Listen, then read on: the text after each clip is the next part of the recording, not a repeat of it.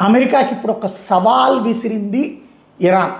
నిన్ననే భారతదేశం నుండి వెళ్తున్నటువంటి వాళ్ళ యుద్ధ నౌకని శ్రీలంక తీరంలో పేల్చి పడేయడం అమెరికా సబ్మెరైన్ ద్వారా టార్పిడోలు ప్రయోగించి పేల్చేసిన తర్వాతన ఇరాన్ ఓ పక్కన చెప్పింది, ఇంకో పక్కన అమెరికాకి సంబంధించినటువంటి ఆయిల్ ట్యాంకర్ని, కమర్షియల్ ట్యాంకర్ని పేల్చివేయడం ద్వారా, హౌతీల ద్వారా పనిచేయించడం ద్వారా ఇరాన్ సక్సెస్ అయింది. అయితే ఇవాళ మరొక అమెరికా కంటే కూడా మేము స్ట్రాంగ్గా అని చెప్పడం కోసం అదే శ్రీలంక ప్రాంతానికి మరొక యుద్ధ నౌకని పంపించినట్టుంది. ఇంకొక యుద్ధ నౌకలో 100 మంది సిబ్బందితో ఆ ప్రాంతంలోకి శ్రీలంకకి దగ్గరలోనే కనిపించింది. అది ఏమన్నా అమెరికాకి భయపడి దాక్కునేందుకు వెళ్తూ అది ఐడెంటిఫై అయిందా, లేకపోతే కనుక నువ్వు నన్ను ఏం చేయలేవురా అని చెప్తా అక్కడ యుద్ధ నౌకని అందరికి కనిపించేలా చేసిందా అన్నది తేలాల్సి ఉంది.